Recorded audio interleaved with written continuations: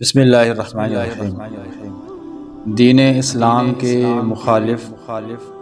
اور دشمنوں کی ہر وقت یہی کوشش رہی ہے کہ دین اسلام کا نام اس دنیا سے مٹا کر بالکل ختم کر دیا جائے۔ پھر بعض اوقات تو ان چیزوں کو صراحتاً ذکر کرتے ہیں اور دین اسلام کی مختلف پیرائیوں سے مخالفت کرتے ہیں، لیکن کچھ لوگ جو اسی بات میں اپنا فائدہ نہیں دیکھ رہے ہوتے تو پھر وہ اسلام کا ایک لباس پہن کر اپنے آپ کو مسلمان یا مسلمانوں کا بہت بڑا کوئی پیشوا کہلوا کر اور اس کے بعد پھر اسلام کے اندر داخل ہو کر اسلام کے احکامات کو مسخ کرنے کی کوشش کرتے ہیں۔ جیسے ایک زمانے کے اندر کچھ لوگ پیدا ہوئے جنہوں نے یہی نعرہ لگایا، حسبنا کتاب اللہ، ہمیں اللہ کی کتاب قرآن ہی کافی ہے اپنی ہدایت کے لیے، اپنے احکامات شرعیہ کے اوپر عمل کرنے کے لیے، اور کسی فقہ کی ضرورت نہیں بلکہ حدیث کی بھی ضرورت نہیں ہے،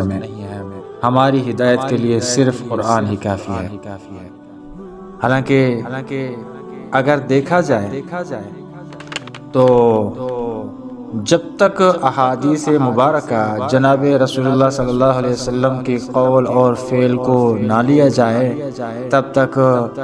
کسی ایک حکم کے اوپر بھی عمل کرنا انسان کے لیے ممکن نہیں ہے۔ لیکن کیونکہ ان کا مقصد کوئی قرآن کو سمجھانا یا دین اسلام کو سمجھانا نہیں بلکہ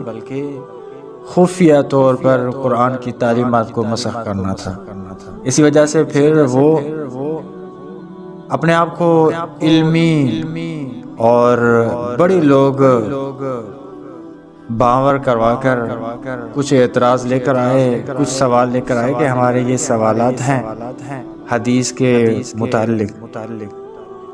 تو انہوں نے پہلے نمبر پر تو یہ بات لوگوں کو بتائی کہ آپ علیہ الصلوۃ والسلام کے زمانے کے اندر جو لوگ تھے،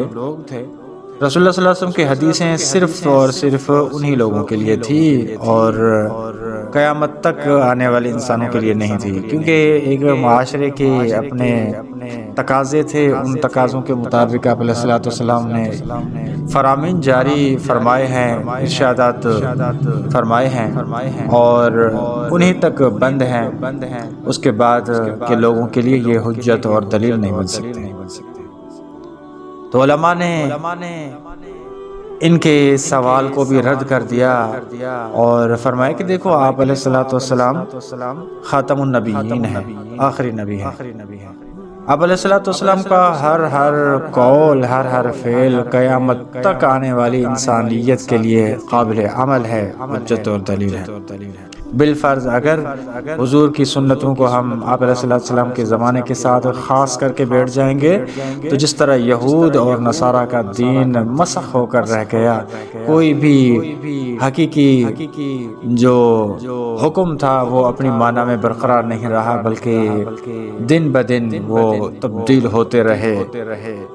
تو اگر ہم آپ علیہ الصلوۃ والسلام کی سنتوں کو حضور کے زمانے تک محدود رکھیں گے تو دین اسلام بھی اس طرح مسخ ہو کر رہ جائے گا، اس لیے یہ بات بھی ان کی نہ چل سکی۔ پھر دوسرا سوال یہ لے کر آئے کہ اللہ جل جلالہ نے تو خود قرآن مجید کے اندر فرما دیا وَلَقَدْ يَسَّرْنَا الْقُرْآنَ لِلذِّكْرِ فَهَلْ مِن مُدَّكِرٍ، ہم نے قرآن کو نصیحت کے لیے بالکل آسان اور سہل کر دیا ہے، اس سے کوئی نصیحت حاصل کرنے والا ہے؟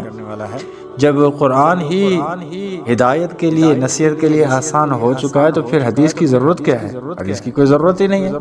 کیونکہ اللہ تعالیٰ نے خود ہی فرما دیا ہے کہ قرآن مجید ہدایت کے لیے تمہارے لیے آسان ہو چکا ہے۔ ایک قطعی چیز اور آسان چیز ہمارے پاس موجود ہے تو پھر ایک ضمنی چیز کی طرف جانے کی کیا ضرورت ہے؟ تو علماء پھر میدان میں اترے اور فرمائے کہ یہ ذکر سے مراد احکام شرعیہ نہیں ہے، یہ واقعات اور نصیحت کی باتیں جو قرآن مجید کے اندر کی گئی ہیں وہ مراد ہیں کہ اللہ تعالیٰ نے تمہارے لیے واقعات اور نصیحتیں قرآن مجید کے اندر آسان کر دی ہیں اور ان سے تم نصیحت کر سکتے ہو، نصیحت حاصل کر سکتے ہو۔ باقی یہ نہیں کہ احکام شرعیہ تم قرآن سے نکالو گے۔ قرآن مجید کے اندر احکامات ایک کلی طور پر دیے گئے ہیں، اس کی کوئی تفصیل کوئی جزئی نہیں دی گئی۔ بہت سارے ایسے احکامات اب دیکھیں صحابہ کرام رضوان اللہ علیہم اجمعین یہ قرآن مجید کے مخاطبین اولین تھے، پہلے مخاطب تھے، اور ڈائریکٹ جناب رسول اللہ صلی اللہ علیہ وسلم کی زبان مبارک سے قرآن مجید سنتے تھے۔ لیکن بہت سارے ایسے مواقع بھی گزرے ہیں، ایسے بھی واقعات گزرے ہیں کہ صحابہ کرام کو بھی مکمل طریقے سے احکامات سمجھ میں نہیں آئے، پھر آپ علیہ السلام نے اپنے الفاظ کے اندر وہ احکامات سمجھائے، اس کے بعد ہی عمل کر سکے۔ اور اس کے بعد قرآن مجید تو کوئی بھی حکم جب دیتا ہے ایک کلی حکم دیتا ہے، اس کی جزیات پھر آپ علیہ السلام کے قول اور فعل سے ہی ہمیں ملتی ہے۔ مثال کے طور پر قرآن نے فرمایا اقیم الصلاۃ، تم نماز قائم کرو، نماز قائم کرو، صرف اتنی بات قرآن مجید کے اندر ہے۔ اب کتنی نمازیں پڑھنی ہیں؟ فجر، ظہر، عصر، مغرب، عشاء، 5 نمازیں کہاں ہیں؟ قرآن مجید کے اندر کہیں بھی نہیں لکھا۔ چلو نمازیں پڑھنی ہے، لیکن اس کے اندر کیا طریقہ کار ہے؟ تکبیر تحریمہ، قیام، رکوع، سجدہ، قعدہ، یہ پوری تفصیل کہیں پر بھی نہیں۔ اگر حدیث کو چھوڑ دیا جائے تو اقیم الصلاۃ کے اوپر عمل کرنا مشکل نہیں بلکہ محال ہے، ممکن ہی نہیں۔ قرآن نے فرما دیا آتوا الزکاۃ، زکوٰۃ ادا کرو۔ ٹھیک ہے زکوٰۃ ادا کرنی، لیکن کتنی ادا کرنی؟ کتنا مال ہو، نصاب ہو، اس کے بعد زکوٰۃ لازم ہوگی اور ادا کرنی ہوگی۔ کوئی بھی تفصیل قرآن مجید کے اندر نہیں ہے۔ ٹھیک ہے، اس کے علاوہ حلال اور حرام کے اوپر آتے ہیں۔ بلی کا گوشت حرام ہے، شیر کا گوشت حرام ہے، گدے کا گوشت حرام ہے، کبوتر کا گوشت حلال ہے، مرغی کا گوشت حلال ہے، ہرن کا گوشت حلال ہے۔ یہ کہاں سے نکالو گے؟ کون سے جانور حلال، کون سے جانور حرام ہے، اس کی تفصیل تمہیں کہاں سے ملے گی؟ یہ بھی ایک جزئیات کی طرف چلی جاتی ہے بات۔ ہم ایک اہم نقطے کی طرف آتے ہیں جو ہماری اسلام، ہمارے ایمان کے لیے ایک بنیاد ہے، کلمہ طیبہ لا الہ الا اللہ محمد الرسول اللہ۔ کلمہ طیبہ اگر یہ نہ ہو تو انسان کا ایمان ہی نہیں ہے۔ یہ تو بتایا دیا جائے کہ لا الہ الا اللہ محمد الرسول اللہ جو ہمارے ایمان کی ایک اساس ہے، بنیاد ہے، یہ قرآن مجید کے اندر کہاں سے نکالو گے کہ پورے کا پورا کلمہ اس طرح ہے مکمل کا مکمل قرآن مجید کے اندر کہیں ثابت ہی نہیں۔ اسی لیے تو ہمارے علماء نے، امام اوزاعی رحمۃ اللہ علیہ وہ فرماتے ہیں الکتاب احوج الی السنہ من السنۃ الی الکتاب۔ قرآن مجید کو سمجھنے کے لیے جتنی احادیث کی ضرورت پڑتی ہے اتنی حدیث کو سمجھنے کے لیے قرآن کی ضرورت نہیں پڑتی۔ قرآن مجید کو سمجھنے کے لیے ہر حکم کو سمجھنے کے لیے احادیث کی لازماً ضرورت پڑتی ہے اور اس کی طرف احتیاج ہوتا ہے۔ بہرحال جب یہ جواب بھی کافی اور شافی مل گیا تو پھر ایک نیا شبہ انہوں نے کھڑا کر دیا کہ ہم کیا کریں، خود آپ علیہ السلام نے ہی تو ہمیں منع کیا تھا۔ حضرت ابو سعید خدری رضی اللہ تعالیٰ عنہ کی روایت ہے جو مسلم شریف کے اندر موجود ہے، آپ علیہ السلام نے فرمایا لا تکتبوا عنی ومن کتب عنی غیر القرآن فلیمحو۔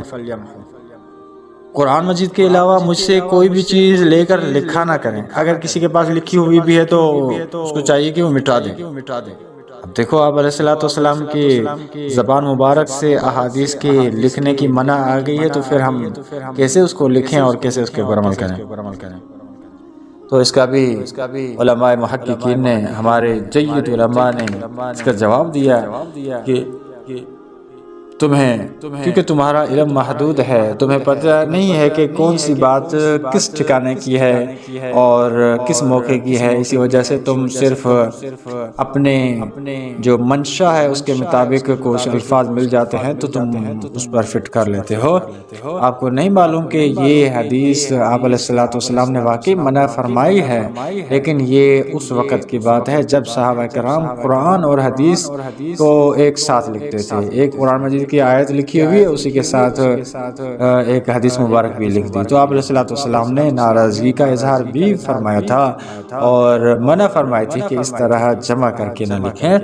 بلکہ قرآن مجید کی آیات جو ان کو الگ لکھیں اور احادیث کو الگ لکھیں تاکہ قرآن اور حدیث کے درمیان تمیز اور فرق باقی رہے۔ پھر وہ کہتے ہیں کہ آپ علیہ السلام کی منع کے بعد پھر صحابہ کرام نے احادیث کو لکھا نہیں، اور پھر 100 سال گزرنے کے بعد حضرت عمر بن عبدالعزیز رحمۃ اللہ علیہ کے زمانے میں احادیث مبارکہ کو لکھا گیا ہے، اور جس متکلم کی بات 100 سال گزرنے کے بعد لکھی جائے تو وہ شکوک، شبہات، اغلاط سے خالی نہیں رہتی، بہت بڑی اس کے اندر غلطیاں آ جاتی ہیں، خرافات آ جاتے ہیں۔ پورے 100 سال گزر گئے، آپ علیہ السلام کو اس کے بعد احادیث جمع کی گئی ہیں، تو یہ کسی غلطی سے خالی نہیں ہے حدیث۔ تو پھر علماء کرام میدان میں اترے اور ان کو پہلے تو الزامی جواب دیا کہ یہ بات تمہاری غلط ہے، آپ علیہ السلام کے زمانے کے اندر بہت بڑا کام ہوا ہے حدیث کے اوپر۔ حضرت ابو ہریرہ رضی اللہ تعالیٰ عنہ سے پوچھا گیا کہ سب سے زیادہ کس نے احادیث جمع کی ہیں، تو فرمایا کہ حضرت عبداللہ بن عمر بن عاص رضی اللہ تعالیٰ عنہ نے سب سے زیادہ احادیث جمع کی ہیں، مجھ سے بھی زیادہ۔ میرا تو مشغلہ یہ تھا کہ آپ علیہ السلام کا قول، فعل، رفتار، گفتار، بول چال سب کچھ لکھتا رہتا تھا، سب کچھ جمع کرتا رہتا تھا، لیکن مجھ سے بھی حضرت عبداللہ بن عمر بن عاص رضی اللہ تعالی عنہ پہل کر گئے ہیں اور انہوں نے بہت زیادہ آپ علیہ السلام کی حدیث جمع کی ہیں۔ وجہ یہ بتاتے ہیں کہ وہ کان یکتب وانا لم اکن اکتب، وہ جو حدیث آپ علیہ السلام سے سنتے تھے وہ لکھ لیتے تھے اور مجھے لکھنا نہیں آتا تھا، میں لکھ نہیں سکتا تھا، اسی وجہ سے وہ مجھ سے احادیث کے نقل کرنے میں بڑھ گئے ہیں۔ تو معلوم ہوا کہ اس حدیث سے بھی معلوم ہوا کہ آپ علیہ السلام کے زمانے مبارک کے اندر ہی احادیث کو لکھا جاتا تھا۔ حضرت عبداللہ بن عمر بن عاص رضی اللہ عنہ اپنا واقعہ بتاتے ہیں کہ میں تو آپ علیہ السلام کی احادیث لکھ لیا کرتا تھا، تو ایک مرتبہ قریش کے کچھ صحابہ کرام تھے، وہ آ کر میرے اوپر ناراض ہوئے کہ آپ یہ کیا کر رہے ہیں، آپ علیہ السلام بشر ہیں، انسان ہیں، وہ کبھی غصے میں ہوتے ہیں کچھ بول دیتے ہیں، کبھی خوشی میں ہوتے ہیں خوشی کے الفاظ بول دیتے ہیں، آپ وہ بھی لکھ رہے ہیں، حالانکہ بشریت کے تقاضے بھی تو ہوتے ہیں، تو اسی وجہ سے آپ علیہ السلام کے ہر بات نہ لکھا کریں۔ جب حضرت عبداللہ بن عمر بن عاص فرماتے ہیں کہ یہ بات جب میں نے سنی تو خود مجھے بھی ذہن میں آیا کہ واقعی مجھے یہ نہیں کرنا چاہیے، ہر بات نہیں لکھنی چاہیے، تو میں نے فوراً اس بات کا جا کر ذکر آپ علیہ السلام کے ساتھ کیا کہ اللہ کے رسول، یہ ایک بات میرے ذہن کے اندر اب تک تھی نہیں، لیکن قریش صحابہ کرام نے مجھے یہ بات بتائی تو خود مجھے بھی دل سے یہ بات لگ رہی ہے کہ مجھے ہر بات آپ کی نہیں لکھنی چاہیے۔ آپ علیہ السلام نے فرمایا کہ لکھتے رہو، اس رب کی قسم جس کے قبضے قدرت میں میری جان ہے کہ اس زبان سے حق کے علاوہ کوئی چیز نہیں نکلتی، چاہے غصہ ہو، چاہے ناراضگی ہو، چاہے خوشی ہو، لیکن وما ينطق عن الهوى، یہ زبان صرف حق ہی بولتی ہے، کبھی بھی اپنی خواہشات کی کوئی بات اس زبان سے نکلتی نہیں، اسی وجہ سے آپ لکھتے رہیں۔ خود آپ علیہ السلام نے اجازت دی ہے۔ اور اس کے علاوہ حضرت ابو ہریرہ کی روایت بخاری شریف کے اندر موجود ہے کہ ایک مرتبہ جناب رسول اللہ صلی اللہ علیہ وسلم نے خطبہ دیا تو یمن کا ایک کوئی سفیر تھا، کوئی یمن کا باشندہ تھا جس کا نام ابو شاہ تھا۔ اس نے جب آپ علیہ السلام کا یہ فصیح اور بلیغ خطبہ سنا تو بڑا متاثر ہوا، مطمئن ہوا، اور فرمایا کہ اللہ کے رسول یہ خطبہ مجھے لکھ کر دیں۔ آپ نے اتنے فصیح بلیغ انداز سے یہ خطبہ آپ نے دیا ہے کہ مجھے تو دل و دماغ کے اندر پیوست ہو گیا ہے، اس وجہ سے یہ میرے لیے لکھیں۔ تو آپ علیہ السلام نے اپنے صحابہ کو حکم فرمایا اکتبوا لأبی شاہ، ابو شاہ کے لیے یہ لکھ لیں خطبہ میرا تاکہ یہ اس کو محفوظ رکھ سکے۔ تو معلوم ہوا کہ آپ علیہ السلام کے زمانے کے اندر بہت سارے صحابہ کرام نے کتابت حدیث کا کام کیا ہے۔